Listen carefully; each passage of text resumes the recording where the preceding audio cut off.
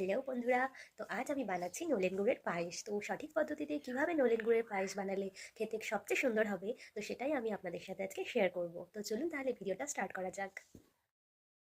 Hello বন্ধুরা, তো আজকে বানানো হবে পায়েস এই শীতের সকালে। তো আজ হবে নলেন গুড়ের পায়েস। তো দেখুন, মা 2 কাপ মতো গোবিন্দভোগ চাল নিয়ে নিল। এই চালটা কিন্তু খুবই সুস্বাদু, এত সুন্দর সেন্ট, দেখুন আমি এখান থেকেই গন্ধ পাচ্ছি। আজ প্রায় 2 লিটার দুধের পায়েস আমরা বানাবো। তো তার জন্য দেখুন এখানে 200 গ্রাম মতো গোবিন্দভোগ চাল কিন্তু নেওয়া হয়েছে। তো চলুন তবে পায়েসটা তৈরি করা যাক। প্রায় 2 লিটার মতো দুধ কিন্তু আমরা এখানে ফোটাতে বসতে হবে। দুধটা একটু ফুটে গেলে আমরা কিন্তু চালটা ভালো করে ধুয়ে আমরা দিয়ে দেবো। দেখুন, দুধটাকে একটু ভালো করে ফুটিয়ে নিতে হবে। চালটাকে একবার ধুয়ে নেওয়া হয়েছে।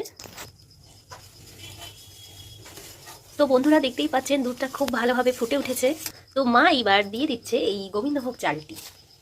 এইবার চালটা দেওয়ার পরে কিন্তু একটা জিনিস খেয়াল রাখতে হবে, খুব ভালোভাবে নাড়াতে হবে। তো কিছুক্ষণ পরপরই কিন্তু একটু নাড়িয়ে দিতে হবে, নইলে চালটা লেগে যেতে পারে। শীতের দিনে এই নলেন গুড়ের পায়েস কিন্তু সবারই খুবই প্রিয়। প্রত্যেকটা বাঙালি বাড়িতেই কিন্তু এই পায়েস হয়ে থাকে। তো তো দেখতে থাকুন বন্ধুরা। এই নলেন গুড়ের পায়েস আর এই গোবিন্দভোগ চাল দুয়ে মিলে কিন্তু অসাধারণ গন্ধ ছাড়ছে। লোভ সামলানো কিন্তু খুবই দুষ্কর। চলুন গুড়টা দেখে নিই আমরা। এদিকে বাবা নিয়ে এসছে নলেন গুড়। এই নলেন গুড়টা কিন্তু একদম কলকাতা থেকে নিয়ে আসা হয়েছে। খুব সুন্দর সুগন্ধ এই নলেন গুড়টা। তো এটা কিন্তু পায়েসে দেওয়ার জন্য একদম অসাধারণ। তো দেখুন, এইরকম পাটালি হিসাবে গুড় কিন্তু বিক্রি হয়। তো দেখুন এখানে প্রায় অনেকটা গুড় রয়েছে। আর কি, জামাই আসবে বলে এত গুড় আনা হয়েছে। তো আমাদের 2 লিটার পায়েসের জন্য কিন্তু এতটা গুড় লাগবে না। আপনাদের আমি দেখিয়ে দিচ্ছি ঠিক কতটা গুড় কিন্তু 2 লিটার দুধের জন্য, 2 লিটার দুধের পায়েসের জন্য কিন্তু আমরা ব্যবহার করব। তো 200 গ্রাম চালের যে পায়েস বা 2 লিটার দুধের পায়েসে কিন্তু আমরা 200 গ্রাম নলেন গুড় ইউজ করব। তো দেখুন, খুবই সুস্বাদু। এটা কিন্তু পায়েসের স্বাদকে 10 গুণ বাড়িয়ে দেবে।